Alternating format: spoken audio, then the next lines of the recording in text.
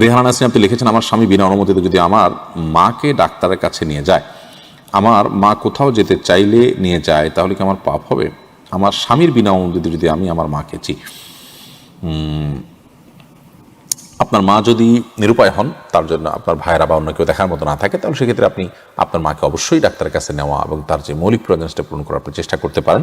এক্ষেত্রে স্বামী আপনাকে বাধা দিলে তিনি অন্যায় করছেন এবং আপনার মায়ের যে প্রয়োজন আছে, ধরুন তার অসুস্থতা আছে, তাকে আপনি ডাক্তার দেখাতে হবে, দেখানোর মতো কেউ নাই, তাহলে সেক্ষেত্রে আপনি অবশ্যই যাবেন, কিন্তু সমন্বয় করে যাওয়ার চেষ্টা করবেন, স্বামীকে আপনি আস্থা আনার চেষ্টা করবেন। দাম্পত্য জীবনে আমি একটা কথা সবসময় বলি যে একজন স্বামী একজন স্ত্রী একে অন্যের কাছ থেকে আদায় করতে পারেন এমন কোনো জিনিস খুব কম আছে। একান্ত মানুষ না হলে আদায় করা সম্ভব, কিন্তু তার জন্য স্যাক্রিফাইস করতে হয়। আপনি যদি স্বামীকে আস্থায় আনতে না পারেন, আপনার এরকম একটা ছোট বিষয় তার কাছ থেকে আপনি আদায় করতে না পারেন, তাহলে সেক্ষেত্রে আপনি স্ত্রী হিসাবে স্বামীর সাথে আপনার সম্পর্কের লেভেলটা কোথায় সেটাকে আপনার পুনর্মূল্যায়ন করা উচিত এবং পুনর্বিবেচনা করা উচিত এবং সেটা নিয়ে আপনার নতুন করে ভাবা উচিত।